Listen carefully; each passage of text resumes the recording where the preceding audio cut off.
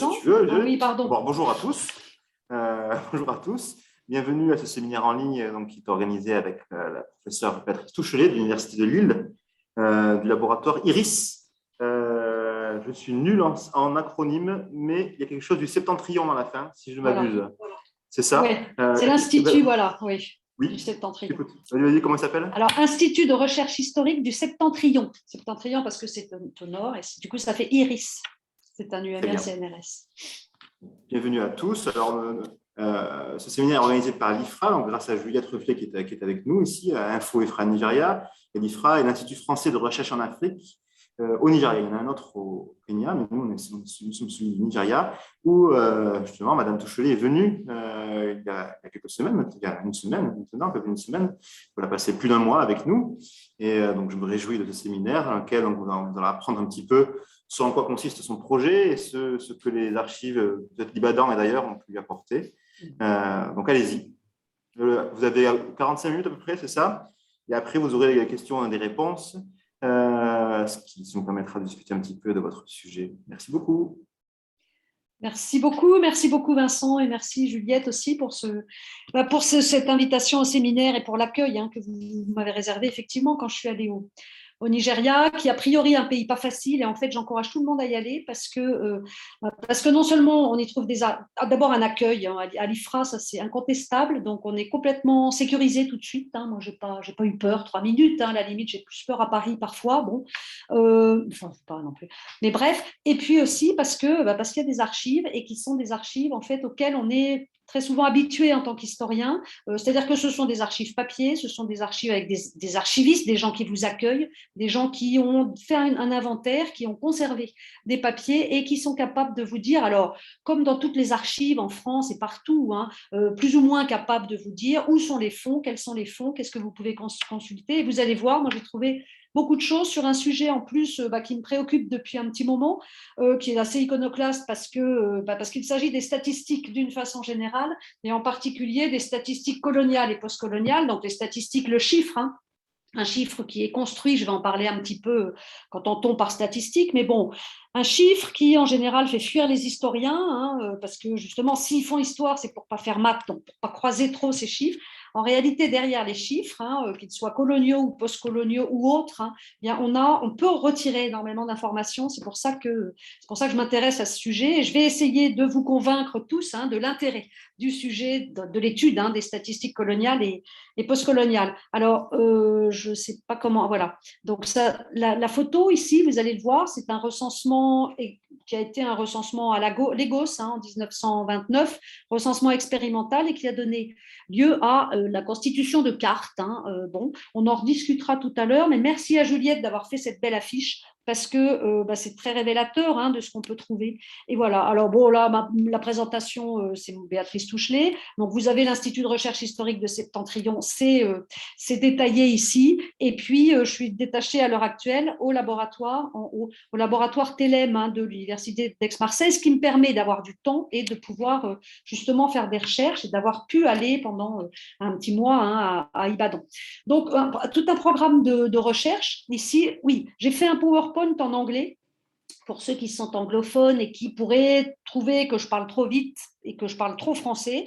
Donc, il y a un PowerPoint en anglais, mais je vais faire la présentation en français parce que ce sera plus facile pour moi et sans doute aussi plus compréhensible pour tous. Alors, je vous présente d'abord le programme de recherche dans lequel s'inscrit ce séminaire, cette présentation.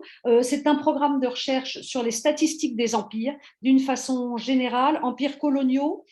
L'idéal, ce serait aussi de pousser plus loin et de faire aussi, d'aller jusqu'à d'autres empires, empires, on en parle pas mal en ce moment, l'empire soviétique par exemple, les usages du chiffre, de la planification, etc. Donc des empires au sens très général. Plusieurs axes dans ce programme de recherche. D'abord, un projet qui est financé là jusqu'en 2025 par l'Agence nationale de la recherche. On a eu la chance, entre guillemets, d'être retenu par l'ANR. Le projet s'intitule « Compter en situation coloniale et post-coloniale ». Et là, on pose la focale est portée sur les territoires africains qui ont été colonisés et aussi, évidemment, après les indépendances. 4 thèmes, donc il y a 4 équipes dans cette ANR. Tout d'abord, une équipe qui travaille sur les statistiques et leurs institutions dans ces territoires africains, et puis les statistiques du travail, et puis les statistiques des banques, qui classent les pays et qui, en fonction de ces classements, vont accorder ou pas des prêts, et puis les statistiques des employeurs, les statistiques du patronat. Quel est l'usage et quelles sont finalement les implications des patrons, et quelles sont les demandes des patrons à l'égard de ces chiffres produits par l'État le plus souvent. Donc ça, c'est la première chose, un séminaire pas un séminaire, un programme ANR qui commence cette année et qui est pluridisciplinaire, économiste, sociologue, politiste, en majorité des historiens aussi. Voilà, donc on commence à travailler là-dessus. Et l'idée aussi, là, c'est de ne pas rester enferré dans des territoires qui seraient uniquement francophones, mais bien sûr, ce qui explique que j'ai été au Nigeria, je ne me suis pas trompée, je savais bien que ce n'était pas un territoire anciennement colonisé par la France. Bon, quand ils parlaient anglais aussi, ce n'était pas une surprise. Donc voilà, l'idée, c'est aussi de développer une approche qui serait une approche comparative. Comment, dans des territoires colonisés par la France, ou bien par la Grande-Bretagne, ou bien par la Belgique, ou bien anciennement par l'Allemagne, a-t-on fabriqué des chiffres et à quoi ont-ils servi? Donc ce serait une approche là aussi des empires coloniaux d'une façon générale. Second axe de ce projet, une organisation de séminaire avec Emmanuel Sibeux, qui est professeur d'histoire contemporaine à Paris 8, spécialiste de l'Afrique et de la colonisation. Alors, et là, le titre, c'est « Chiffrer et déchiffrer les empires ». On a commencé en octobre. L'idée, là, c'est de faire intervenir, ce n'est pas tous les vendredis, mais à peu près tous les vendredis, de faire intervenir surtout des doctorants qui sont en train d'utiliser des chiffres, qui se cognent en fait à des chiffres pour leurs études, pour leurs recherches, et de leur faire présenter justement leur approche et leurs usages de ces chiffres-là. Alors, je vous ai mis ici, je crois qu'ils fonctionnent bien. On a enregistré la plupart des interventions, donc vous pourrez les retrouver. L'idée aussi, c'était de faire intervenir des archivistes. On a fait intervenir des archivistes, évidemment, d'Aix, qui nous ont présenté les fonds des archives nationales de l'outre-mer, et c'était très intéressant. On a fait intervenir un archiviste aussi de Condorcet, donc les archives du ministère des Affaires étrangères, et une archiviste des Archives nationales du monde du travail. Comment ces archivistes ont-ils rencontré et comment traitent-ils des questions statistiques? Qu'est-ce qu'il y a dans leur carton, dans leur dossier, qui peuvent aider à des études? Bon, et puis avant-dernière chose, un cycle de séminaires qui va être organisé au centre Jacques Berck à Rabat. Normalement, c'est pendant toute l'année 2022. Le premier, ce serait le 23 mars. Je pense que ce sera aussi sur Zoom. Donc ça, je pourrais faire circuler l'information. Ça commence. L'idée, là, c'est d'établir des contacts, d'aller aussi aux archives dans toute la zone du Maghreb, celle qui est accessible, et puis de voir comment on fabriquait ces chiffres avant les périodes, alors la période coloniale, ce n'était pas des colonies, mais avant de devenir dépendant finalement de la France pour la production des statistiques, et puis comment ensuite, pendant la période de colonisation, puis ensuite, on a fabriqué ces statistiques. Donc voilà. Et puis enfin, un colloque international sur les mesures du travail en situation impériale. Là, c'est à Condorcet en juillet 22. Donc vous voyez, le chiffre qui est ici objet d'étude. Objectif du programme, c'est peut-être plus intéressant de voir finalement à quoi ça peut servir. Alors, il s'agit de discuter les enjeux, évidemment, et puis les effets des statistiques officielles, c'est-à-dire des statistiques qui sont produites pour et par des autorités politiques dans des territoires. Ça peut être aussi des chiffres qui seront produits, fabriqués par des autorités, pourquoi pas territoriales et par des autorités traditionnelles. Quelles étaient donc les productions de chiffres avant justement l'arrivée des colons? Ça peut être une question parce que c'est évident qu'il y a une influence entre la façon dont on perçoit ou justement dont on ne perçoit pas le chiffre au moment de l'arrivée des colons, et puis la façon dont ces colons vont s'emparer de ce qui existait ou pas justement, et puis fabriquer leurs statistiques coloniales. Donc ça, c'est intéressant de voir aussi quels sont les liens entre des statistiques statistiques coloniales officielles et puis des statistiques des pays indépendants. Il y a des liens très évidents. Hein. Les sigles, ça peut même aller jusqu'aux sigles, hein, qui sont les mêmes. L'Institut national de la statistique et des études économiques, qui est l'Institut français de production de stats, vous retrouvez à peu près le même sigle au Vietnam, par exemple. Bon, c'est pas un hasard. Hein. Voilà. Alors, l'objectif aussi, c'est de s'intéresser aux intentions de ceux qui demandent les statistiques. Pourquoi commande-t-on des statistiques? Pourquoi aussi, à contrario, n'en commande-t-on pas?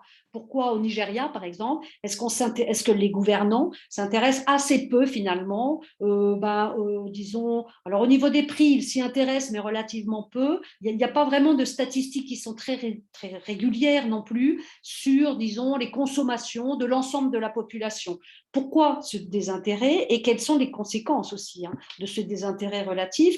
On s'intéresse aussi, bien sûr, aux effets, à la signification aux effets, hein, des commandes du prince, hein, enfin de ceux qui dirigent. Qu'est-ce que ça peut faire d'être compté? Qu'est-ce que ça peut faire de ne pas être compté? Il y a des effets évidents. Donc voilà. Le programme consiste aussi à montrer comment les statistiques sont produites, tout simplement comment elles sont fabriquées, par qui, quelles sont les classifications statistiques qui sont utilisées.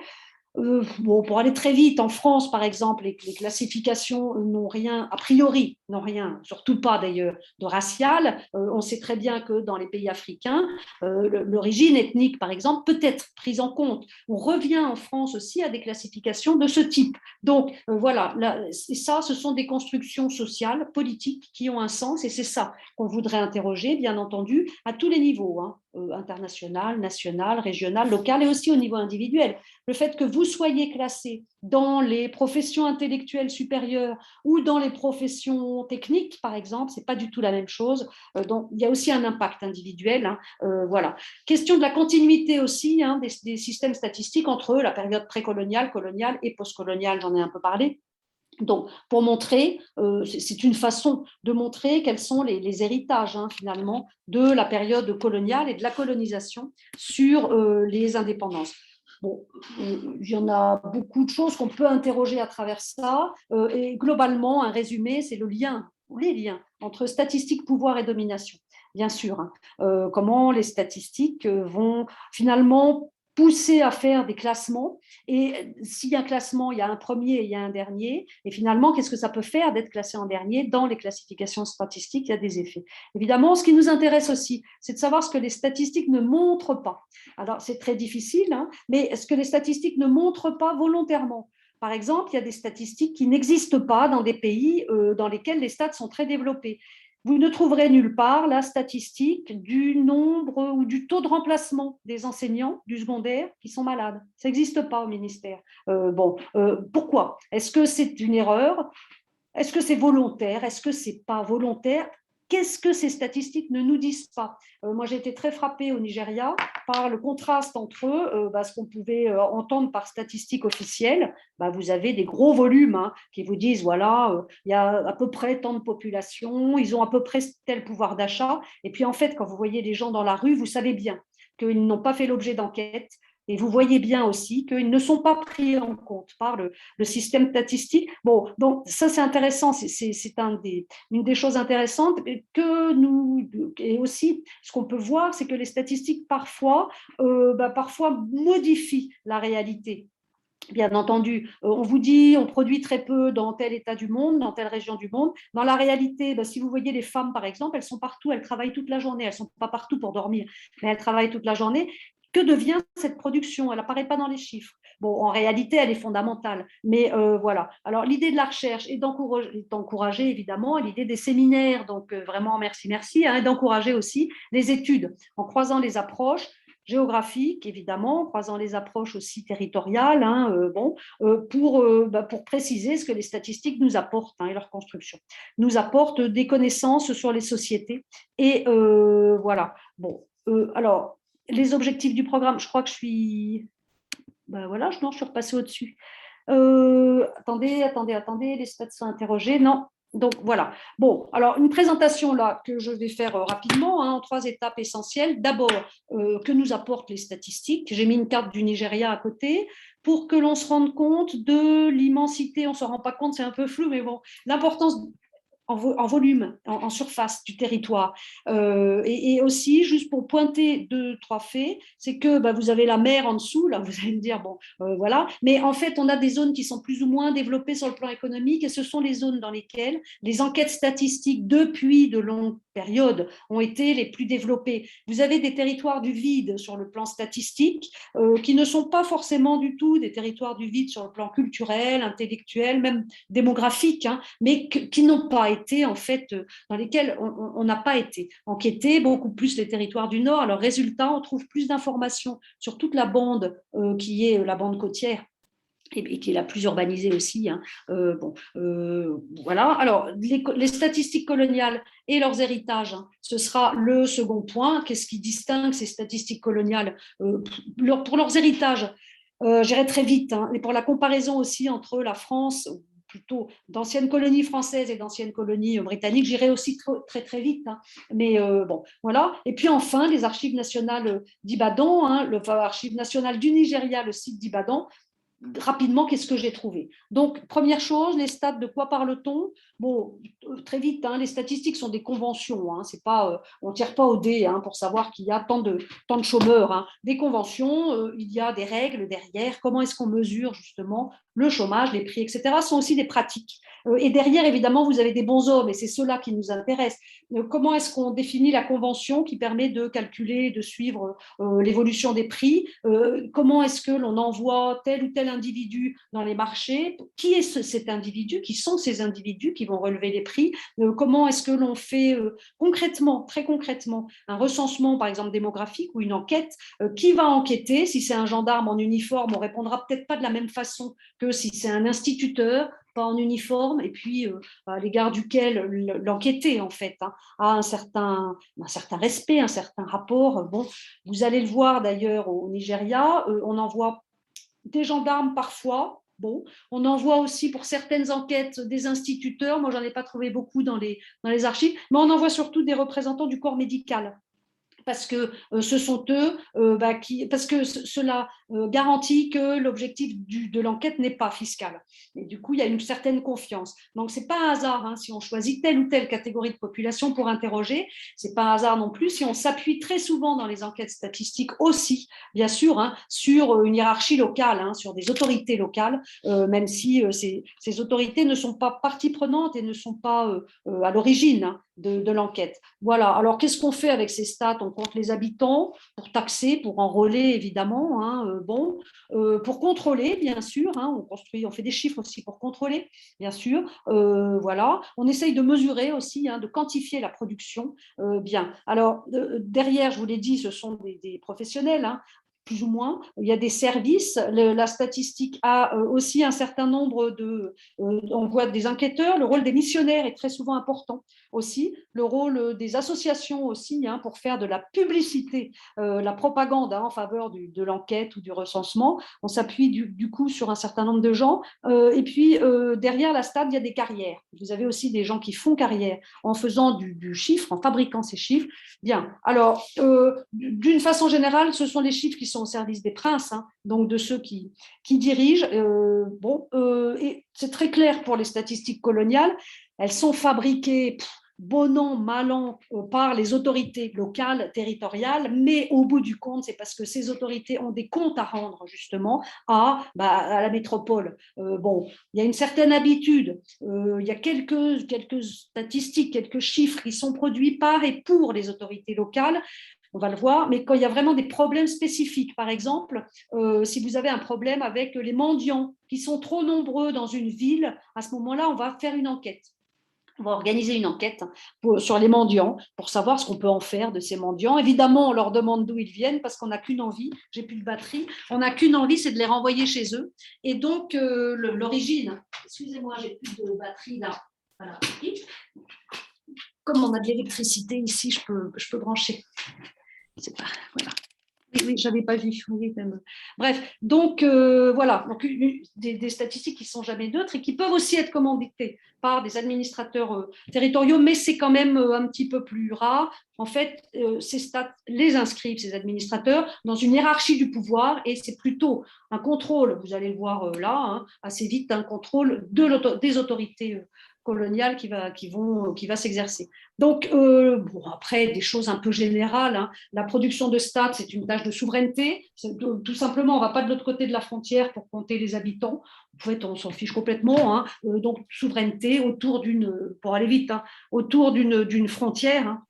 Bon, autre idée un peu générale, mais je crois qu'elle est importante. Les classifications statistiques vont avoir un impact absolument essentiel, hein, sur les classifications sociales. C'est pas neutre, quoi, tout simplement pour dire ça. Ces classifications ont un effet sur l'organisation sociale, hein, par la suite. Et puis une idée aussi intéressante, je pense, hein, c'est que les statistiques sont aussi influencées par les milieux qu'elles sont censées représenter. Donc c'est pas juste un jeu disons, univoque, hein, qui va dans un seul sens. Le statisticien colonial arrive et puis compte, mais lui aussi, hein, son expérience va bien sûr modifier, enfin je dis bien sûr, mais on s'en préoccupe peu, mais va aussi modifier finalement même sa carrière, hein, et puis la façon dont il comptera par la suite. Bon, on invente des oppositions avec les statistiques, hein, blanc-noir. Alors évidemment, les oppositions existent. Bon, enfin, il y a des différences, c'est pas des oppositions, ce sont des différences. Mais à partir du moment où ces différences sont fossilisées et puis classées, si vous mettez par exemple dans un tableau d'abord les blancs, d'abord les noirs, d'abord les natives et ensuite les Européens, ça a un sens. Le classement des pays a un sens. Alors c'est pour ça que souvent des pays ou des individus a un sens. Très souvent, dans les classements internationaux, quand on fait les tableaux, on classe par ordre alphabétique. Et ce n'est pas un hasard. C'est pour éviter justement un classement. Bon. Ou alors sinon par PNB, et là, ça change tout, bien entendu. Donc voilà, les statistiques coloniales contribuent au dualisme des sociétés coloniales, ça d'une façon très nette, hein. Si vous vous intéressez par exemple aux indices des prix, savoir ce que consomment les Européens et puis ceux qui ne sont pas européens, alors là, c'est la caricature. On va du coup définir et imposer en fait un mode de vie aux non-européens. Ils vont systématiquement consommer des choses différentes des Européens. Et du coup, là aussi, on fossilise, on entérine finalement des différences qui sont importantes, sans les remettre en cause, hein, à aucun moment. Voilà. Donc, les stats ne sont pas neutres. Hein, bon, elles vont hiérarchiser, évidemment, hein, et elles vont aussi, hein, très souvent, survivre. Pour la plupart, ces classifications vont avoir des effets importants et même très largement au-delà des indépendances. Alors ici, second point, les stades coloniales et leurs héritages, hein, en Afrique de l'Ouest. Pour aller vite, les statistiques répondent évidemment à un besoin. Elles répondent, alors je ne sais plus, j'ai mon truc français à côté. Oui, elles répondent aux besoins d'informer. Et ça, informer, c'est d'autant plus nécessaire que l'on est évidemment, dans un système colonial. Les pays, les territoires qui sont loin, ils sont méconnus. Donc, on a besoin de chiffres. Ça paraît assez évident. On a besoin de chiffres aussi pour maîtriser, et ça, vous allez le voir, dans l'exemple des Blue Books. On a besoin de chiffres pour pour s'assurer que les administrateurs coloniaux ne gaspillent pas l'argent dont ils disposent. Et ce qui est très intéressant dans les Blue Books, comme ça, j'en reparlerai pas. Les Blue Books, ce sont des annuaires, hein, tous les ans. Vous envoyez à peu près 150 pages de chiffres en Grande-Bretagne, hein, aux autorités coloniales. Et puis dans ces Blue Books-là, vous mettez quelle est la dépense, quelles sont les dépenses du gouverneur, par exemple, de telle ou telle région. Ça va très loin parce qu'il y a aussi une description de sa maison. Combien a-t-il de pièces? Combien a-t-il de meubles, etc. Tout ça pour montrer que les colonies ne coûtent pas à la couronne, hein, et que, évidemment, le gouverneur dépense, il est obligé quelque part d'avoir un mode de vie un peu bien supérieur à celui d'autres personnes, hein, de son entourage, particulier de la population, mais il ne gaspille pas. Et tous les ans, il doit dire j'ai tant de meubles et j'ai tant etc. Bon, c'est aussi un support de propagande, hein, bien entendu, la statistique, pour attirer bien sûr des colons. Bon, et du coup, il peut y avoir un biais. Il peut y avoir un biais pour donner une impression, ça c'est sûr. Différentes sources des statistiques, des enquêtes, des recensements, des statistiques administratives. Par exemple, dès que vous avez un produit, une marchandise qui franchit une frontière, normalement, si c'est légal, elle est enregistrée et pif, statistique. Vous avez des statistiques administratives qui sont automatiques et qui sont d'ailleurs les plus nombreuses dans les statistiques coloniales, qui n'informent que mécaniquement finalement de l'activité, mais ce sont en tout cas les plus nombreuses. La distribution des stats, à quoi ça sert? Elles sont publiées. Et voici les Blue Books, elles sont systématiquement publiées pour la plupart dans ce qu'on appelle les Blue Books, je vous en montrer tout à l'heure, pour chaque territoire attaché à la couronne, périodicité annuelle, une obligation. Vous devez envoyer des Blue Books en France, ce sont des annuaires ou des bulletins des protectorats et des colonies françaises qui sont beaucoup moins réguliers, qui sont beaucoup moins étoffés et qui sont surtout beaucoup moins normalisés. C'est-à-dire qu'il appartient en fait aux administrations locales de définir leur annuaire et son contenu. Bon, ça vient pas, c'est beaucoup moins, la demande est beaucoup moins forte du côté des autorités coloniales. Alors, en particulier, oui, des publications sont financées par les territoires le plus souvent, donc ça peut, pour la France en tout cas, alors qu'il y a une contribution de la couronne pour le financement des Blue Books. Donc, c'est un petit peu différent aussi. Bien sûr, le problème de la production des stats, c'est celle des finances. Ça, c'est sûr. Des finances qui sont... les statistiques sont coûteuses. Faire une enquête, c'est très coûteux. Publier une enquête, c'est encore plus coûteux. Avoir des statisticiens qui seraient des statisticiens professionnels formés, donc développer la formation, c'est encore plus coûteux. Et on considère, alors vraiment à la louche, que l'investissement, disons, du gouvernement, des gouvernants et des gouvernements français à l'égard des stats coloniales est beaucoup plus faible que ne l'a été celle des Britanniques pour les territoires de la couronne. Pour aller vite, une petite nouveauté à partir de 1919, c'est l'investissement des organisations internationales, surtout qui investissent surtout, qui demandent des stats surtout à partir de 1945 et qui, pour partie, financent un certain nombre d'enquêtes.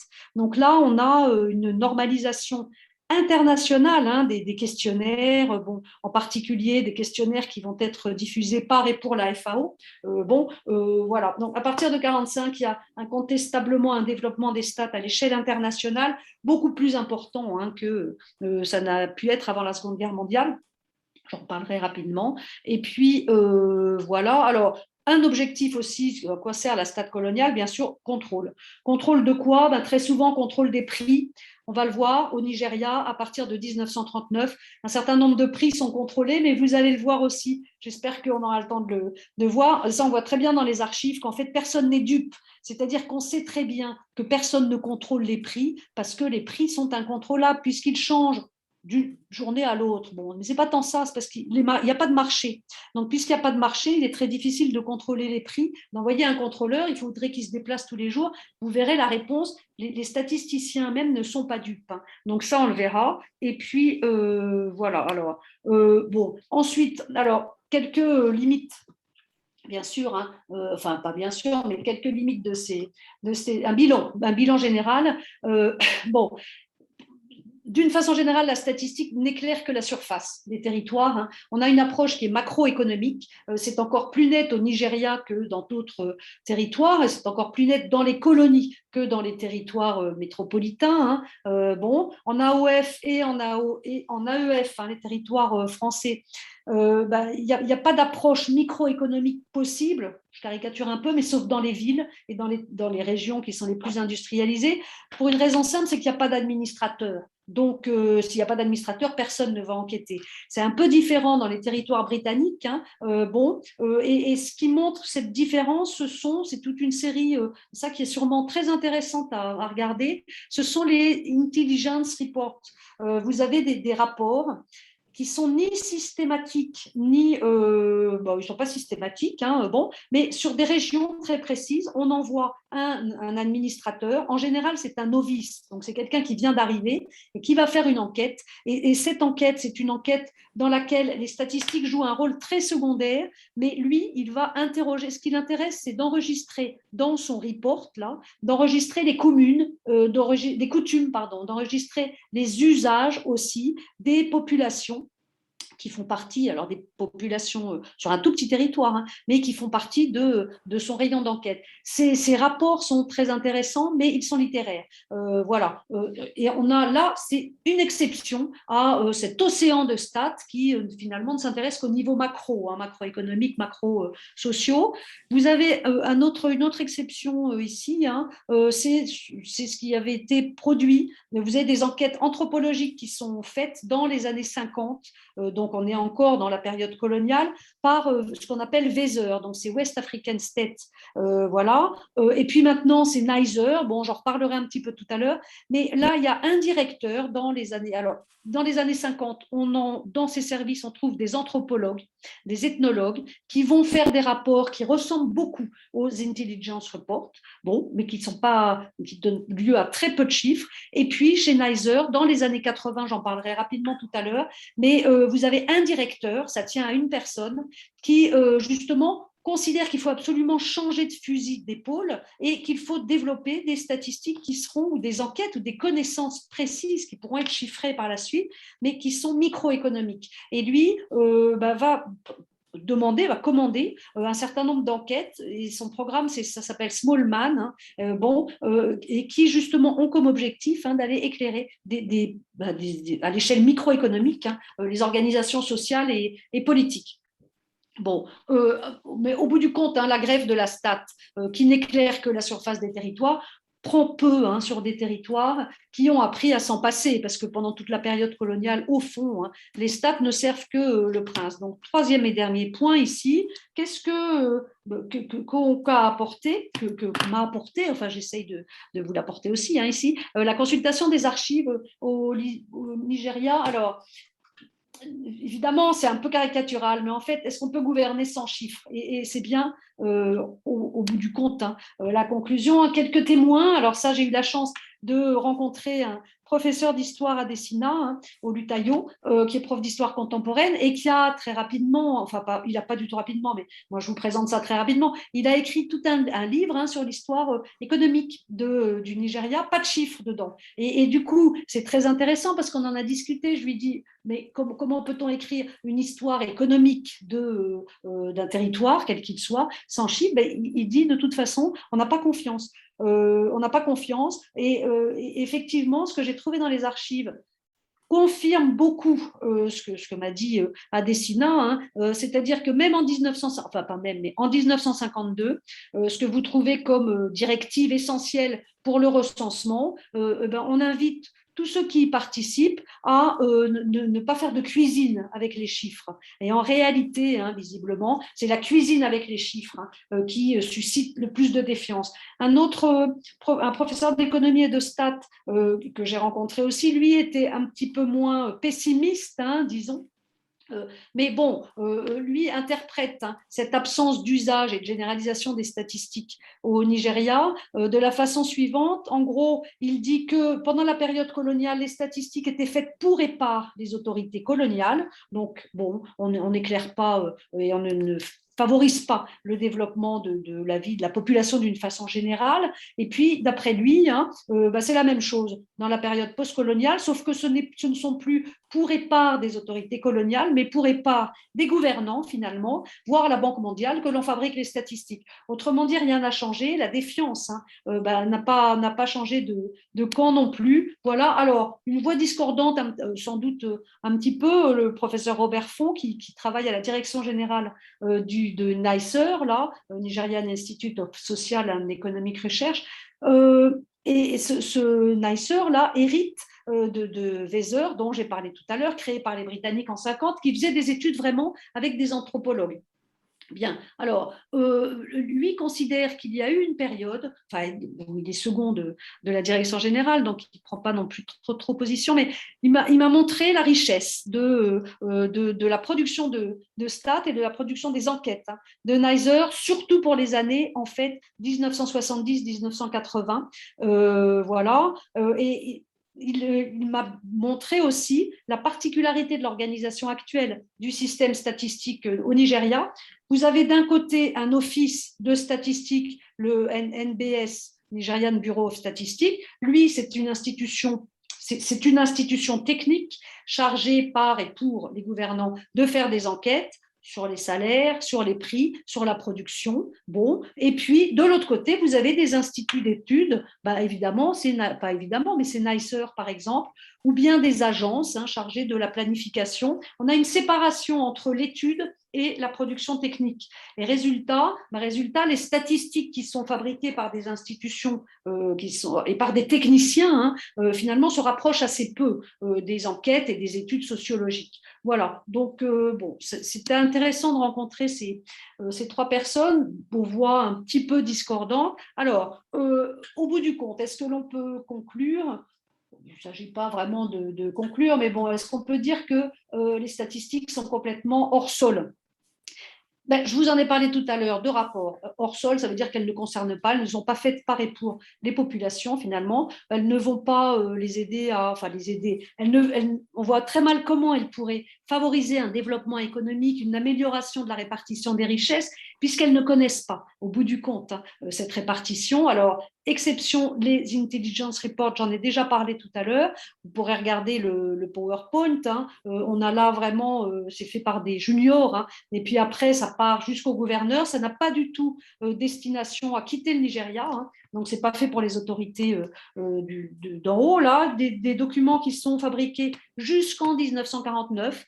Bon, et certains des officiers qui signent ces reports-là font une carrière, vraiment une carrière coloniale, qui est une carrière très très brillante. Voilà. Bon, mais les stats occupent une seconde place dans ces monographies. La tradition des monographies sera reprise par Neisser ensuite. Et uniquement d'ailleurs dans ce projet The Small Man là, vous avez le nom du directeur qui a initié un certain nombre d'enquêtes.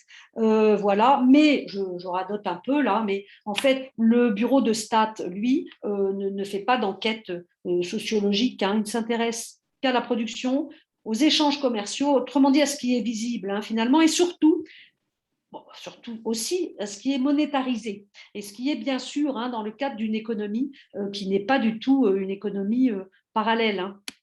Donc voilà. Alors, résultat, il y a des publications assez volumineuses, des digestes, de statistiques. La Banque centrale du Nigeria publie, il est assez gros, un rapport annuel, il est même disponible en ligne. Et puis, finalement, des statistiques sociales, on en a relativement peu.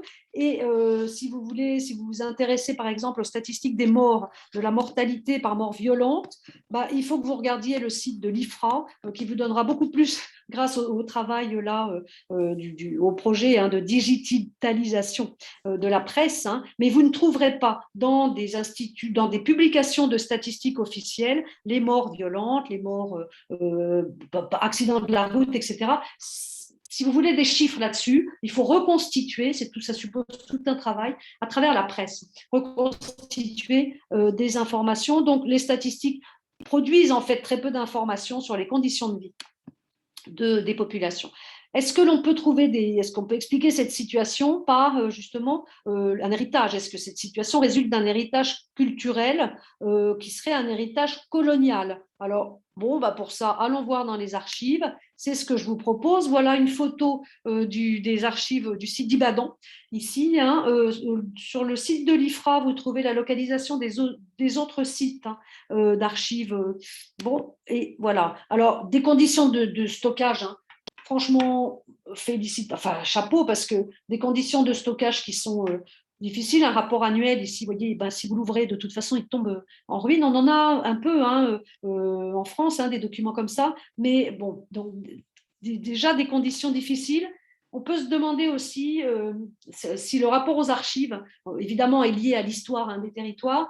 Vous avez un territoire hétérogène, je l'ai montré tout à l'heure, enfin, très rapidement. Et puis, vous avez aussi, pour qu'il y ait archives nationales, il faut qu'il y ait nation. Enfin, bon, donc, s'il y a vraiment des disparités très importantes, le sens même de l'attachement aux archives et le sens même d'une des archives nationales, bref, donc, malgré des conditions difficiles, hein, et peut-être une nation qui n'est pas très homogène, hein, il y a des archives d'une richesse relative. Alors, quelques classifications, je les ai mises là, ça veut dire qu'il y a des inventaires, il y a la code CC, CSO comme code, etc. On trouve aussi aux archives des publications, les Blue Books dont je vous ai parlé tout à l'heure, et je vais vous en montrer un certain nombre, hein, qui informent sur les conditions. Les séries ne sont pas exhaustives, mais vous allez voir qu'ils sont très riches quand même, ces Blue Books, hein, jusqu'aux années 50, 1900. Il y a des archives proprement dites, c'est-à-dire qu'on a des rapports, on a des directives, on a de la correspondance aussi, hein, entre ceux qui sont chargés des statistiques, ceux qui vont les utiliser. Donc ça, je vais vous en montrer un petit peu. Développement de la stat aussi, parce que le Nigeria a été chargé, les autorités administratives coloniales du Nigeria a été chargées de répondre aux demandes de statistiques relatives au mandat du Cameroun britannique. Donc là, il y a une pression, hein, de l'organisation internationale. Voilà. Et puis, la production des Blue Books, hein, oriente les enquêtes, hein, et les questionnaires au début du XXe. Voilà, c'est ça que j'ai trouvé aux archives. Alors, le Blue Book, c'est un véritable monument, hein, qui suscite l'admiration des statisticiens français. Alors là, si vous dites Blue Book, ils sont complètement ébahis, hein, par le contenu par la régularité aussi. Là, il y a une belle couverture ici, hein, des données qui sont régulières. Hein. Bon, contenu. Bon, j'ai repris les Blue Books sur lesquels j'ai travaillé aux archives. Rapidement, vous avez un inventaire au début. Hein, alors, ce qu'on trouve ici, la partie la plus importante, c'est tout ce qui concerne les impôts. Je vous l'ai dit tout à l'heure, il faut montrer que que la colonie ne coûte pas. C'est très, très détaillé. Revenus et dépenses, vous avez tous les impôts qui apparaissent vraiment. Et vous avez aussi tous les textes, hein, de loi qui les imposent, justement, enfin, qui s'arrangent, hein, enfin, qui définissent ces impôts-là. Un impôt sur les chiens, j'ai appris ça, hein, dans les grandes villes, d'aide publique, donc tout ça. Vous avez des listes nominatives extrêmement détaillées de tous ceux qui sont dans les consuls et dans les assemblées. Hein, tous ceux aussi qui vont partir, ce sont des listes nominatives. Hein. Le montant des pensions, ça intéresse. Population et statistiques de niveau de vie, elles sont très peu, vous allez voir, mais elles sont très peu développées en réalité. Hein. Éducation, alors là, ces pages sont pratiquement pas vides parce que vous avez toutes les institutions qui envoient, bon, ce sont des institutions privées, hein, mais qui envoient leurs statistiques, mais les autres, est-ce qu'on les a contactés? Est-ce que, voilà, on ne sait pas. Hein. La maison du gouvernement, là, c'est ce que je vous ai dit tout à l'heure. Oui, vous avez aussi des choses très, très développées sur les stats criminels, les prisonniers. Alors, tout simplement parce que les prisons, les hôpitaux, les asiles envoient systématiquement des rapports très, très détaillés, évidemment. Et puis ici, hein, à partir de 1933, je crois que c'est 33, le service aussi de l'air, hein, donc des vols.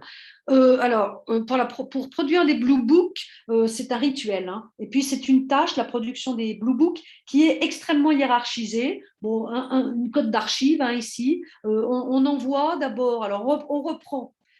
Pour aller vite, on reprend les données, par exemple, sur l'éducation, le nombre d'élèves de l'année d'avant, et puis on envoie ça à tous les directeurs, hein, à tous les représentants des missions catholiques, par exemple, hein, à la direction de l'éducation, et voilà, et on leur dit est-ce que ça a changé ou pas. Donc eux, ils n'ont qu'à cocher, hein, ils n'ont pas à refaire d'enquête. La première, c'était peut-être plus difficile, mais voilà. Vous avez des directives, hein, des circulaires, hein, qui viennent directement du Premier ministre britannique, et qui sont très précises. Et j'ai pris celle-là parce que parce qu'elle m'a paru vraiment encore plus précise. On définit même les termes, hein, et on veut qu'il y ait des statistiques ici de ce qu'on appelle la séclusion. C'est un patient qui est dans une chambre, etc.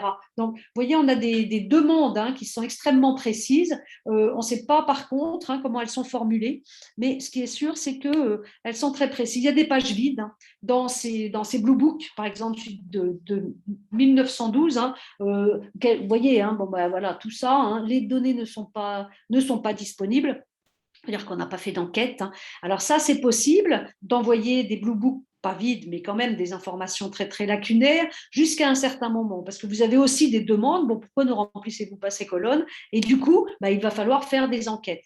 On a des données très détaillées, et en particulier ici sur les produits de consommation courante, on demande à côté de mettre les prix et de mettre toutes les informations dont on dispose sur ces prix-là, par exemple, pour les prix de détail. Bon, là, vous voyez qu'il n'y a pas grand-chose, mais ça va être à remplir néanmoins.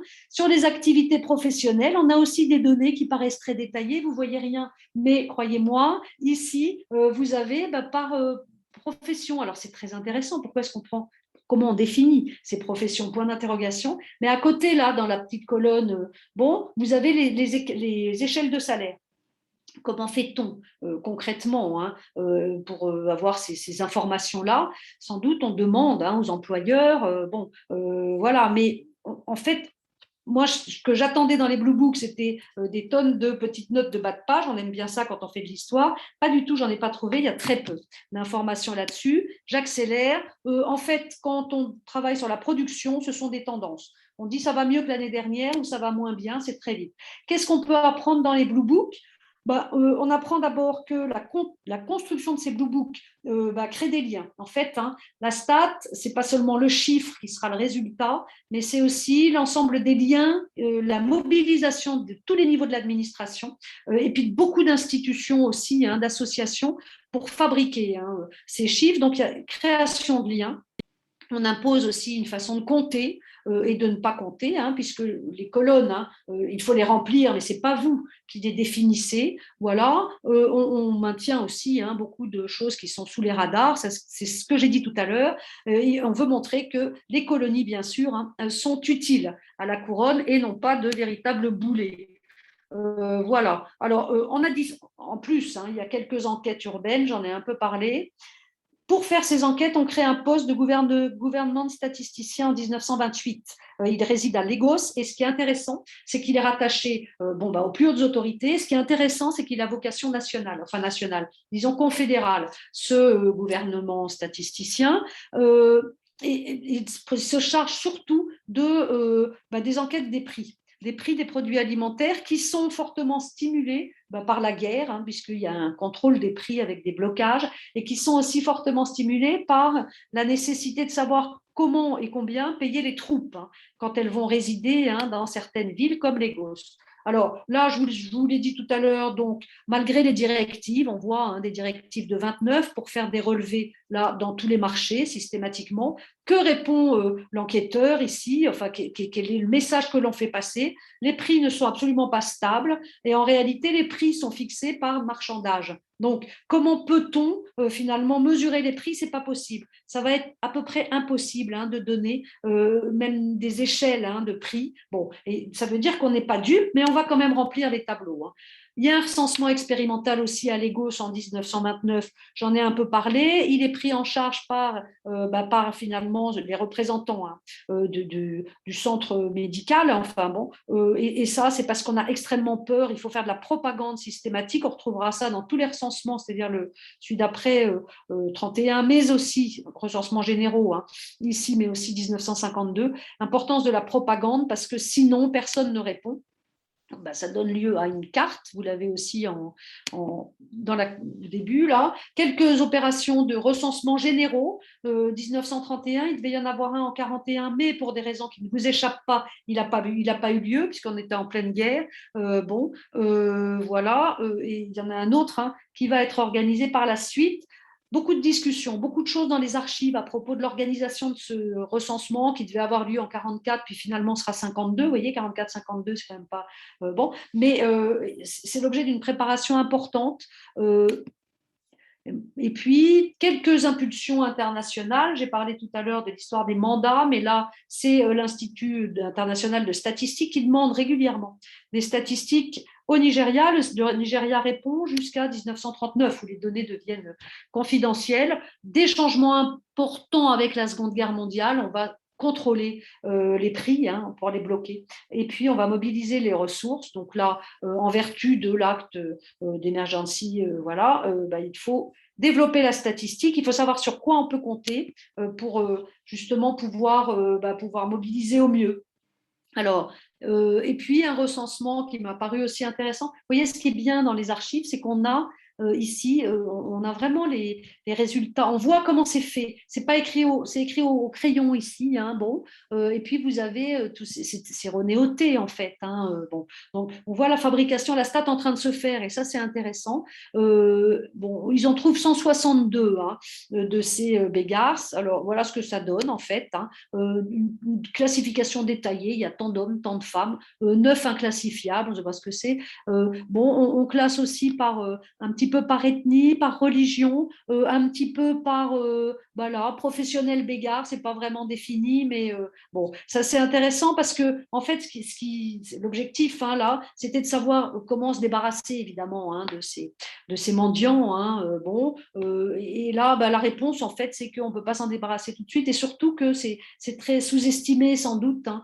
Bon, il y en a même un statisticien qui propose de tous les réunir dans une grande halle et puis de faire l'enquête avec ces mendiants qui seraient en face à face, bon, pour mieux connaître ces populations-là. Bon, évidemment, ça ne se fera pas. Plus de stats à partir des années 45-50. Alors, il y a incontestablement une réorganisation.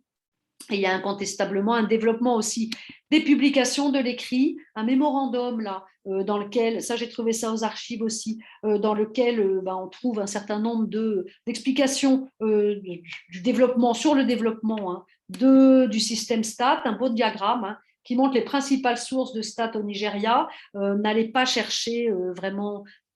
C'est Blue Book, hein, systématiquement. C'est Blue Book ici, hein, si vous vous intéressez. Bon, il n'y a pas de production qui serait même territoriale, hein, à la limite. Bon, Weser, Neisser, j'en ai déjà parlé tout à l'heure. Bon, une enquête, là j'en ai pris une au hasard quand même, hein, pour vous montrer que ce sont vraiment des enquêtes de terrain. Hein. Cette enquête de juin 1949, une enquête qui est faite par un étudiant de socio-éco, hein, qui va faire une enquête de terrain. On renouvelle un petit peu les approches qui étaient celles des intelligence reports. Voilà. Et puis, beaucoup d'études sur les prix, c'est ça vraiment qui intéresse. Hein. Les études de prix, c'est simple. Hein, on demande que toutes les semaines, ou alors pour tous les marchés en tout cas, en fonction de la fréquence, hein, on aille faire des relevés de prix pour suivre les évolutions de prix. Là, je n'ai pas trouvé de réponse disant que c'était plus possible ou pas possible. Et puis aussi, hein, Obsession, c'est la préparation du recensement de 52. Bon, là, vous avez des masses hein, d'archives. Très difficile, ces recensements, parce qu'il faut une intense propagande. Ils sont tout à fait au courant de ça, hein, pour stimuler l'intérêt local. On ne voit pas très bien, effectivement, pourquoi on irait répondre au questionnaire. Que nous apporte le chiffre à nous qui vivons là? Visiblement pas grand-chose. Hein. Par contre, ça suscite des tensions très, très fortes, puisque derrière le recensement, il y aura une répartition des ressources. Hein. Donc là, c'est ça qui fait peur. Alors là, il y a des sources aussi qui sont sans doute très riches hein, aux archives d'Ibadan parce qu'il y a beaucoup de statistiques régionales. Et donc, vous avez par région hein, tout ce qui a pu être demandé. On voit qu'il y a un développement des stats puisqu'à partir de 45, ça disparaît après, hein, dans les années 50. Bon, mais il y a des études très précises sur les accidents du travail en particulier et même sur les accidents sur les accidents du travail. Donc, et sur les conditions du travail, hein, j'en ai trouvé pour les années 50. Ça, il faudrait creuser pour voir un petit peu avec une carte hein, qui correspondra sans doute évidemment au développement industriel, hein, mais c'est dans les années 50 quelque chose qui est suivi, qui intéresse hein, ces conditions de travail. Alors, conclusion évidemment, c'est un travail en cours, hein, donc il faut, je pense, approfondir tout ça. Hein, pour vraiment savoir quelles sont les informations produites, à quoi sert la stat, autrement dit, hein, quelles sont les informations produites par ces statistiques, qu'est-ce qu'elles nous apprennent ou ne nous apprennent pas, ou nous cachent, hein, ou nous déforment hein, de la réalité, réalité entre guillemets, mais bon, est-ce que c'est une image officielle? Est-ce que c'est une image pas officielle? Finalement, qui utilise ces stats? Est-ce que même les gouvernants les utilisent? Bon, est-ce que c'est juste la fabrication du Blue Book, une façon d'être bien vu par les autorités coloniales? On répond de toute façon. S'ils ne répondent pas, ils ont vraiment vraiment, les Britanniques insistent hein, pour avoir les données. il faudrait aller voir d'autres centres d'archives, en particulier sans doute ceux de Lagos, hein, pourquoi pas Kaduna, etc., pour voir s'il y a des différences importantes ou pas, hein, dans la construction et dans la perception, la réception des stats. Et puis voilà, est-ce que les stats servent comme instrument de cohésion politique, sociale, économique ou pas, hein, bon, voilà. Alors ensuite, merci beaucoup. Et puis tout commentaire est bienvenu. Voilà. Je crois que j'ai un petit peu dépassé. Merci, Ouais, j'ai Matrice. dépassé. Désolée. J'imagine que Je vais maintenant, mettre ça, sinon j'entends rien. je vais demander si vous avez des questions. Quelqu'un a des questions? Dans la Levez votre discussion. main. Quelqu'un a des questions? Ah, je n'ai pas regardé le 3 minutes. Dans le chat, là, vous avez la carte des archives. Hein.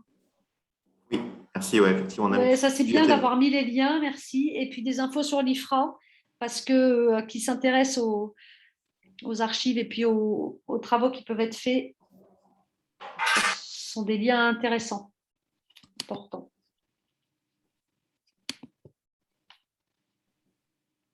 Pas de questions, tout le monde dort. La stat, en général, ça a comme... c'est un peu comme l'impôt. Oui, des choses dont je n'ai pas parlé, ce sont évidemment les statistiques, leur impact fiscal. Hein. Ça, c'est sûr que, bon, on n'a pas intérêt à paraître trop riche, on n'a pas intérêt à paraître trop pauvre non plus, bon, parce que sinon, on va être dans des catégories.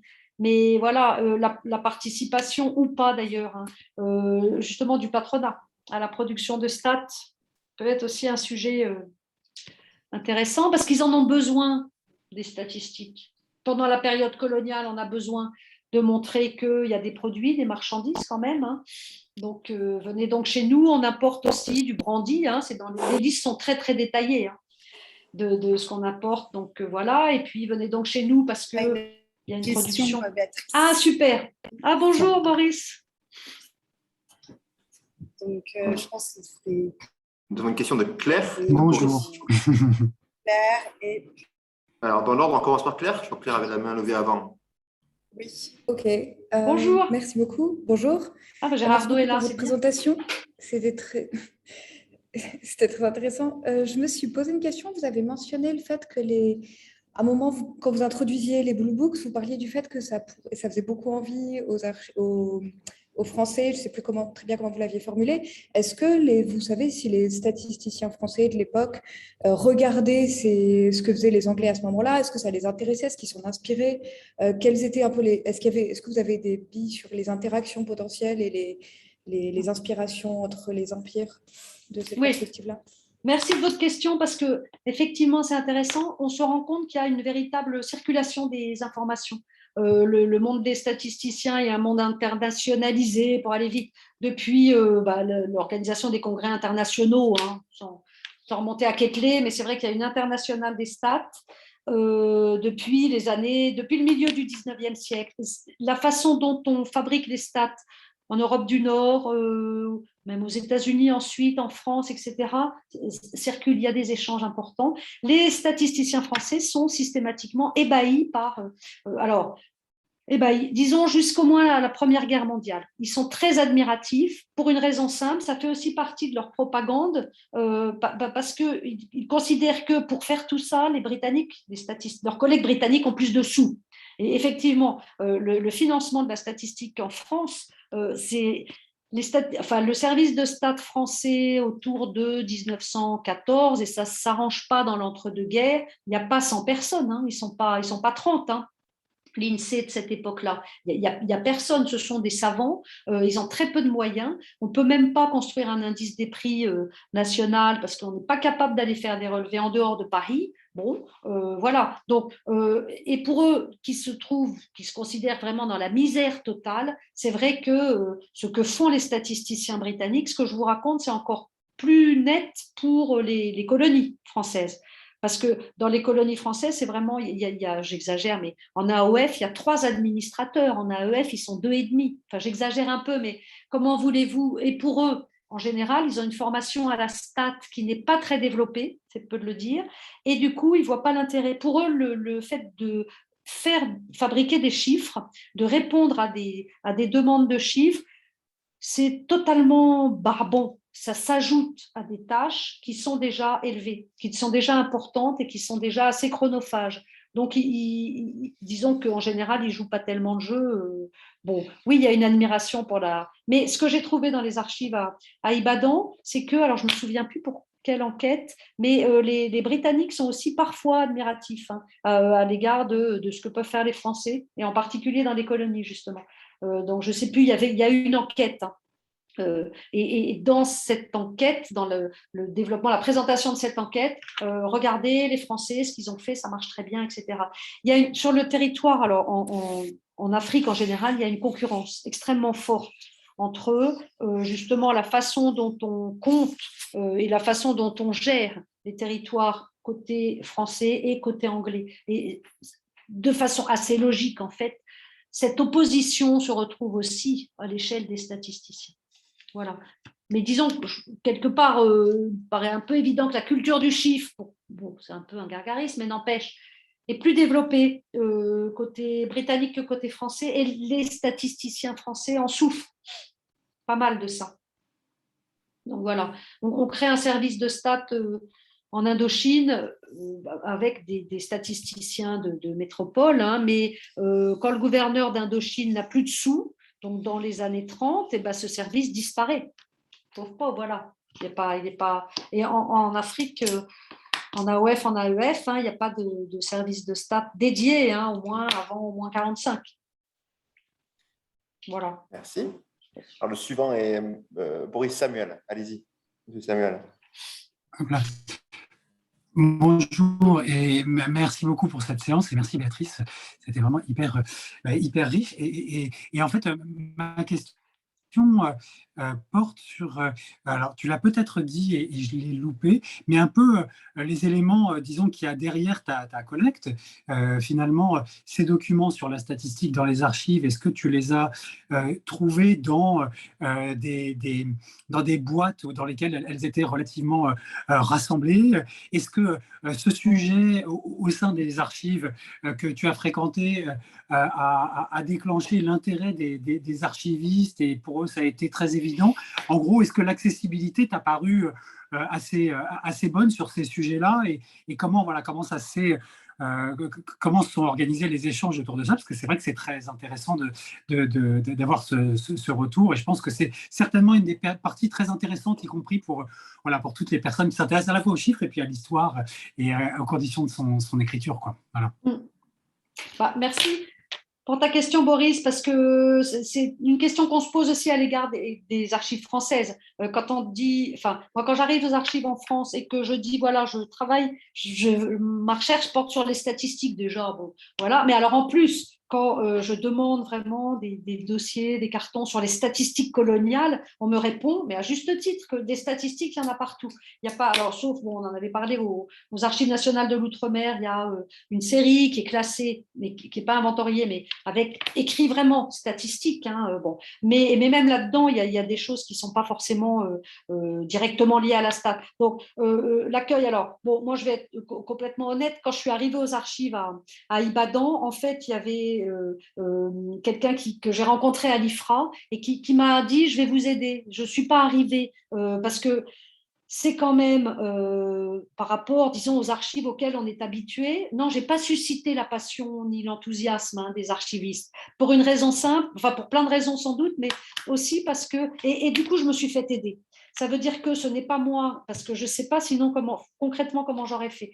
Ça, je ne le regrette pas du tout. Ce n'est pas moi qui ai vu les inventaires. C'est parce que d'abord, je ne savais pas où ils étaient immédiatement.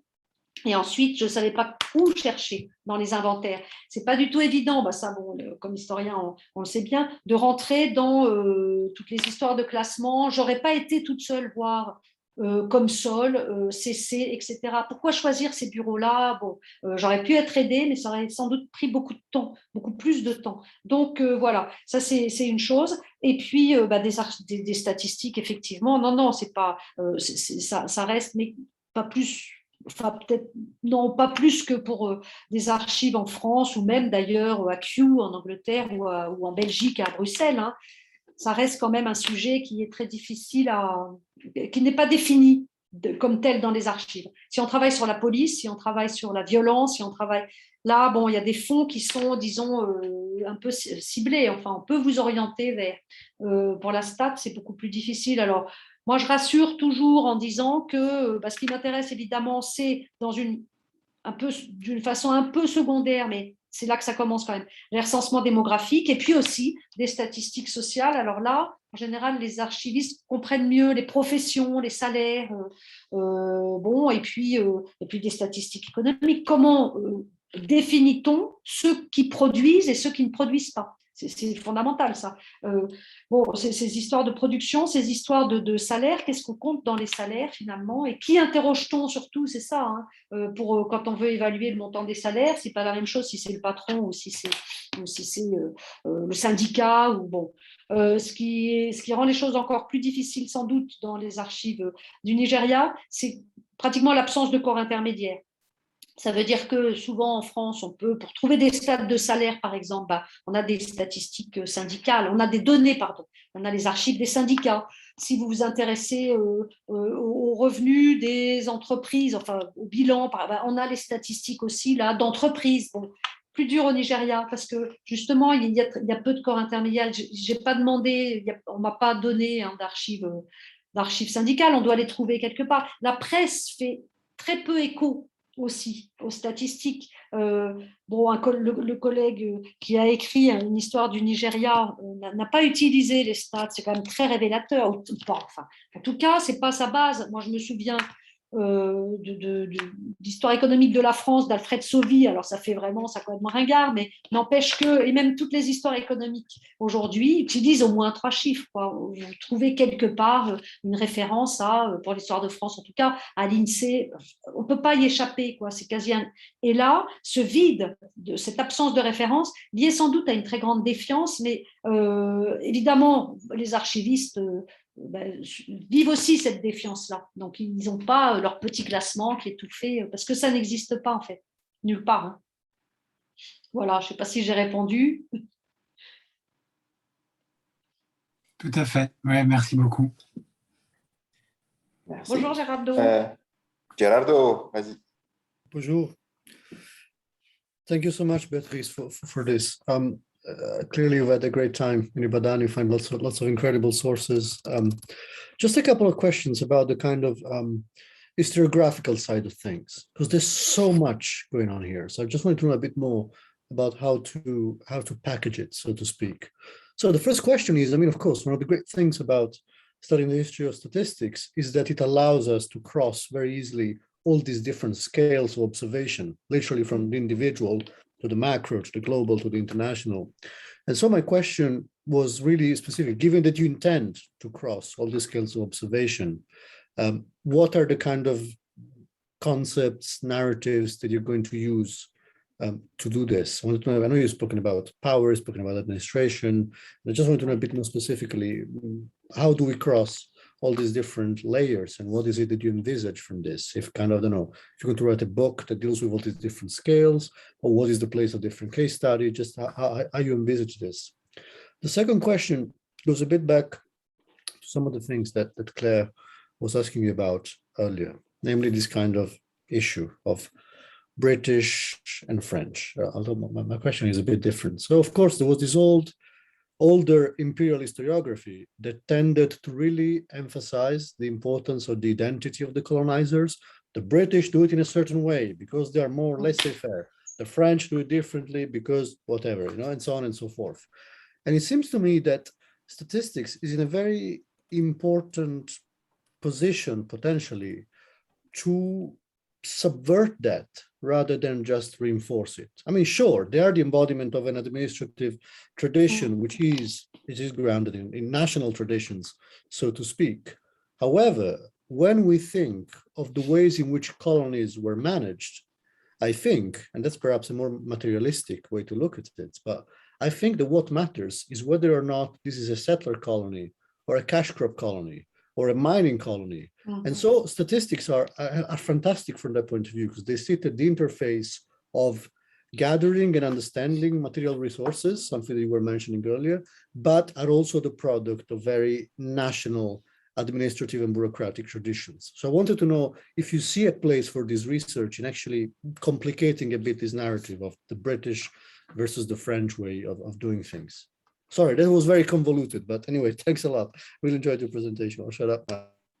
Merci Gerardo, je suis contente que ta fac t'ait laissé partir. Parce que, alors, moi, je suis aussi convaincue que la statistique apprend énormément de choses. C'est une question difficile, savoir quel autre terme que pouvoir, domination.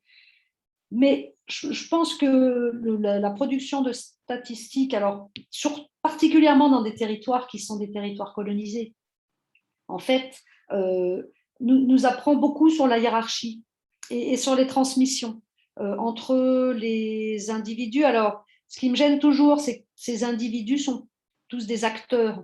Ça veut dire que ce que nous apportent aussi les stats, l'étude de la stat, c'est que montrer que dans ces territoires-là, pour ça que même pouvoir et domination, c'est pas suffisant, parce que ce que ça nous apprend surtout, c'est que la majorité de la population, en fait, n'est pas une population d'acteurs, mais des gens qui sont agis, mais sur lesquels, quand même, la statistique exerce un impact, un effet qui n'est pas du tout négligeable. Et là, on peut retrouver le terme de pouvoir, puisque la statistique va classer tout le monde, indépendamment de la volonté ou pas d'être classé, de participer ou pas. Enfin, classer tout le monde. Oui, en tout cas, ça renvoie une image de territoire homogène, quoi. C'est le pouvoir du chiffre, ça, de pouvoir normaliser, homogénéiser et donner. Donc, c'est vrai que si tu trouves quelque chose qui pourrait permettre de définir justement cette emprise du chiffre sur les sociétés qui ne seraient pas seulement pouvoir, domination, construction d'une hiérarchie, moi je prends complètement. En tout cas, ce qui est sûr, c'est que la fabrication du chiffre, la production du chiffre d'une façon générale fait du bien, obligatoirement, parce que c'est un acte qui est collectif. Et savoir aussi ce qu'elle justement ne lit pas, c'est intéressant. Enfin, bon, voilà, je réponds un peu de façon assez générale, j'en ai complètement conscience. Alors, ce que la statistique révèle, oui, les traditions bureaucratiques, les différentes formes de gestion des territoires aussi, qui sont, que nous apportent, que nous apprennent, qu'éclairent la production de ces stats. Moi, je pense que aussi ce que la statistique révèle aussi, en plus, indépendamment des traditions bureaucratiques, même indépendamment d'ailleurs, sans doute, de la formation des statisticiens, etc. Mais plus que ces traditions, c'est justement le choc entre le statisticien ou l'administrateur et un territoire qu'il ne connaît pas, qu'il connaît mal et qu'il essaye finalement de mettre en chiffres. Je pense que c'est ça que ça nous apprend. Enfin, moi, j'avais été marquée, j'avais rencontré un statisticien de l'INSEE qui est un des premiers à avoir fait des études en brousse, enfin en AOF, là, dans les années 50. Et bon, c'était quelqu'un qui était très humaniste, enfin qui était très humain, tout ça, mais qui a été profondément marqué, justement, et après, il est devenu directeur de la production à l'INSEE, directeur des études. Et j'aime, enfin bon, il est mort maintenant, donc c'est un peu tard, mais c'est évident que son expérience, et ce qui est intéressant, et ça c'est Boris qui en avait parlé une fois, et ça me paraît très intéressant, l'expérience des statistiques coloniales aussi a un impact non négligeable et qui n'est pas forcément facile à définir, mais qu'il faudrait étudier aussi sur la façon dont on fait des stats aussi dans les territoires métropolitains. Et voilà, donc ça veut dire que ce que nous révèle la construction des stats sur place, plus que le résultat d'une tradition, de formes de gestion différentes des territoires, etc., je pense que de toute façon, c'est le choc entre, c'est la rencontre entre deux façons de penser, deux façons, bon, voilà, et qui rétroagit ensuite sur la façon de construire et même de voir le chiffre. Je ne sais pas si j'ai répondu, je ne sais pas, mais bon, c'est… Merci beaucoup. Et ça construit. Alors, moi, j'avais travaillé aussi dans une approche comparative sur les statistiques belges, donc du Congo, à partir, enfin, en gros, surtout dans les années 30. Et en fait, les débats des Belges, la finalité n'est peut-être pas la même. La finalité de ces stats, les rapports sont lus à l'Assemblée, et puis bon, évidemment, on passe au roi, mais la qualité de ces statistiques et la qualité des débats entre administrateurs belges et puis même entre statisticiens, pour savoir par exemple ce que l'on compte ou pas dans la production, il y a des débats dans les années 30 qui sont des débats très intéressants et dans ces débats-là, les administrateurs font intervenir les autorités locales. C'est-à-dire même des gens qui sont pas statisticiens interviennent et ils s'appuient pour essayer de répondre. Ils s'appuient aussi sur des représentants des territoires, enfin sur des natives locaux. Bon, moi j'en avais discuté avec un collègue et qui me dit qu'en fait, lui interprète cette valorisation plus importante des statistiques chez les Belges par la richesse, en fait, à la fois de la Belgique, par une habitude aussi, alors bon, on pourrait dire ça pour la Grande-Bretagne aussi, mais également par une habitude de tout ce qui est international, enfin, bon, beaucoup plus que la France à la limite, puis surtout par la richesse, quoi. Ils ont le temps, ils peuvent prendre le temps de discuter sur un territoire qui est plus encadré et puis un territoire dont on attend beaucoup et dont on tire beaucoup en termes de production aussi, bon, voilà, d'argent, quoi. C'est plus dur. Et puis la stat aussi, à mon avis, si on développe relativement peu, enfin ça, il faudrait vraiment, ce que je dis là sont des hypothèses, mais je pense que la statistique coloniale est beaucoup plus développée à Madagascar qu'elle ne l'est en AOF. Évidemment, il y a une taille de territoire qui joue, mais même dans les, quand même au Sénégal, enfin bon, il y a des statistiques de prix, il y a des statistiques dans les villes, hein, mais bon, alors qu'à Madagascar, on développe beaucoup plus. Pourquoi? Parce qu'on projette aussi différents avenirs sur ces territoires-là. C'est pas seulement Vichy qui développe, c'est avant même déjà. Bon, on s'appuie peut-être différemment aussi sur une tradition peut-être bureaucratique locale, je sais pas. Enfin, il y a des choses. Je pense qu'on pourra comprendre de toute façon ce développement de la stat coloniale et d'ailleurs que quand en multipliant les croisements, les comparaisons. Pour ça que dans les projets là, c'est à l'échelle impériale qu'on se positionne. Et dans les séminaires du vendredi, où ce sont très souvent des doctorants qui interviennent, tout ça, on voit bien, on est tous autour du même objet et à chercher à le développer. Et c'est très intéressant aussi de voir les usages et de voir la diversité de la production des stats. Et voilà.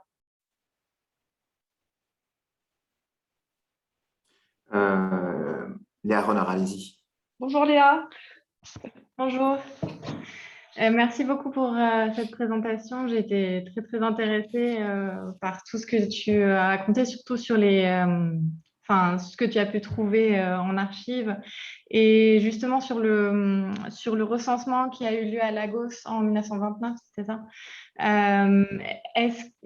Comment est-ce qu'on peut se représenter ça? Est-ce que c'était vraiment un énorme carton avec beaucoup d'informations sur la manière de procéder, sur la manière d'aller vers les habitants, est-ce qu'il y a eu des conflits, des interactions comme ça qui ont pu être enregistrées dans les archives, ou c'est plutôt les chiffres qui ont été retenus, mais il y a assez peu d'informations finalement sur la manière de les fabriquer. Merci. Merci pour ta question, parce qu'en fait, c'est ce qu'on cherche à faire dans ces recherches aux archives, pas avoir que les stats, parce que même si elles ne sont pas publiées, alors, bon, moi j'y ai passé assez peu de temps, mais je suis pratiquement persuadée qu'on peut trouver énormément de choses, parce que justement sur la façon de faire, sur qui, pourquoi, comment, sur ceux qui sont envoyés pour faire ce recensement-là, parce qu'on est à une petite échelle. Et qu'on crée, alors, à mon avis, mais je n'ai pas passé, Il faudrait voir là, les archives aussi de municipales hein, de Lagos parce qu'il doit y avoir des choses. En 1928, on crée un poste. Il y a un poste entier qui est dédié à la statistique du gouvernement. Et juste, pourquoi est-ce il est créé ce poste-là? Il est créé justement pour organiser le recensement démographique de Lagos de l'année d'après. Alors, ce que je n'ai pas dit, c'est qu'aux archives, moi, j'ai trouvé un rapport de ce premier statisticien du gouvernement, là, qui s'appelait Jacob, enfin Monsieur Jacob. Et Monsieur Jacob, en fait, décrit sa mission comme il se voit en chef d'orchestre. Vraiment, c'est vraiment ça. Et il dit, moi, à un moment, le piano fait trop de bruit. Bon, donc je lui demande. Il décrit sa partition, en fait. Quand il décrit, et ce rapport, il est vraiment très intéressant parce qu'on voit bien qu'il est dans l'innovation complète. Et on voit bien aussi, alors si je me dis que s'il y a ce rapport-là qui a été conservé, bon, les problèmes de conservation sont sans doute plus liés aux conditions climatiques et à un manque de place, contrairement à ce qu'on a, nous, très souvent, ce qu'on rencontre dans les archives. Tous les détails des enquêtes, etc., sont fichus à la poubelle parce que ça prend beaucoup de place. Je pense, moi je fais un petit peu le pari que justement au Nigeria, ça n'a pas été le cas pour le recensement de 29, voire le recensement de 52. C'est-à-dire qu'on trouve des papiers, alors après il faut qu'ils soient en état d'être lus, hein, mais il y a des rapports, il y a beaucoup d'autres choses que les chiffres. Et ce recensement-là, son avantage aussi, c'est qu'il est préparé à une petite échelle par une petite équipe, voire par une minuscule équipe, parce que c'est le dénommé Jacob, en fait, qui est chargé de ça avec le conseil municipal pour aller vite. Donc, bon, moi, j'en ai pas vu plus, hein, mais déjà, ce que j'ai vu me laisse penser qu'il doit y avoir beaucoup de choses et qu'on peut faire une histoire de ce recensement de 29, certainement. Alors, le truc un peu frustrant, c'est qu'il n'a pas été suivi par la suite, quoi. Il n'y a pas eu de recensement. Il a été suivi par le recensement de 31. Il était expérimental, mais je sais, il faudrait voir aussi si le recensement national, d'ailleurs, enfin confédéral, de 1931 a été ou pas influencé par ce recensement de 29 à Lagos. Est-ce qu'on est dans les mêmes objectifs? Est-ce que, bon, ça aussi, ce serait intéressant de comparer une échelle locale, quoi, enfin, même si c'est une ville évidemment très, très importante, hein, bon, et puis une échelle nationale, confédérale. Ça, je crois qu'il y a des choses, de toute façon, il y a des choses à faire, à continuer. Hein, c'est pas... Moi, je ne prétends pas avoir éclusé les archives en moi. J'ai déjà eu la chance d'en voir un peu, mais oui. Alors, Béatrice, tu as une question dans le chat. Pardon. Tu la vois? Non, mais c'est pour ça. Non, je vais regarder. Je suis là pour ça. Regarde, elle est sur la question des colons britanniques. Autochtones. Ok. Oui, voilà. Ouais. Ah oui, merci beaucoup. Alors, sur la formation, ça existe-t-il? Avez-vous consulté des séries faites par des locaux? Eh bien, alors, est-ce qu'ils forment des statisticiens autochtones? Là, j'ai été très, très rapide en parlant de statisticiens. Ce qu'ils forment, en fait, ce qui les intéresse, mais c'est la même chose pour les Français. Hein. Ce qui les intéresse, c'est d'avoir des gens qui vont parler la langue, et ça, c'est important même dans le recensement de 31. Évidemment qu'ils vont parler des langues qui sont des langues locales, hein, qui vont pouvoir diffuser, faire de la propagande pour le recensement. On va donc recruter des traducteurs éventuellement, mais on va recruter des gens qui seront capables d'aller expliquer un peu les questionnaires. On les recrute pour la durée du recensement. Hein. Est-ce qu'on les forme? Bon, on les forme très rapidement, en fait, hein, mais ça, même jusqu'à la fin de la colonisation, ils sont formés en quelques jours. J'avais retrouvé aux Archives nationales de l'Outre-mer pour une enquête sur les modes c'était quoi? Sur les habitudes alimentaires qui a été faite en AOF.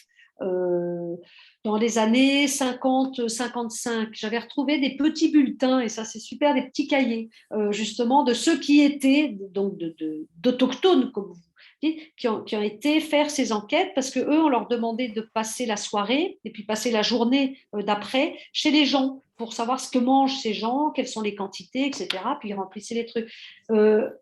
La formation est une formation assez rapide, hein. Ils sont formés pour des tâches très, très précises. Après, il faudrait étudier davantage le passage entre justement statistique indépendante, enfin le passage à la statistique d'État indépendant.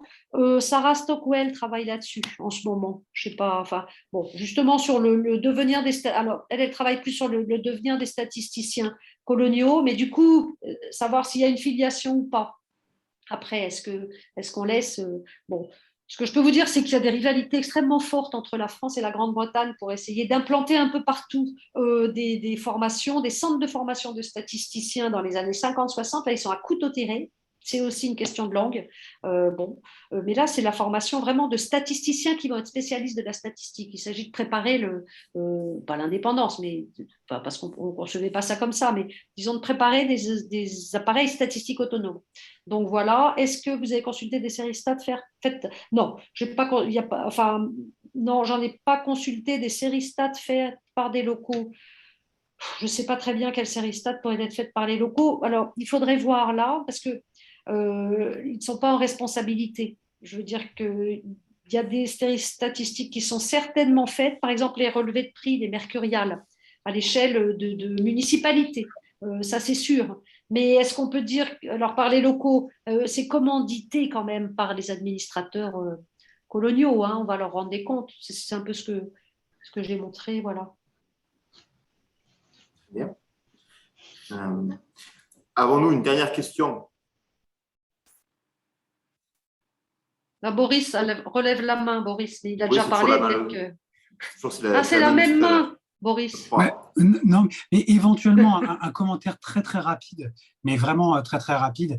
C'est juste, d'une certaine façon, au croisement de plusieurs remarques, hein, celle notamment de Gérardo, mais aussi de ce qu'on pouvait trouver de Léa dans les sources.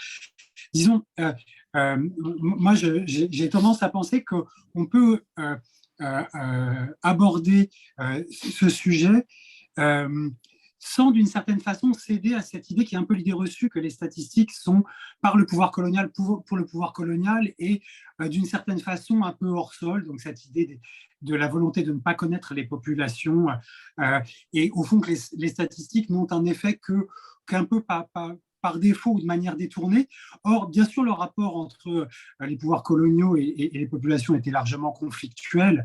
Donc, ça introduit quelque chose qui est un peu en rupture avec nos traditions dans la sociologie ou l'histoire de la statistique et la co-construction entre les citoyens et les pouvoirs statistiques des statistiques. Donc, là, en l'occurrence, la rétroaction, elle peut aussi éventuellement passer par le conflit.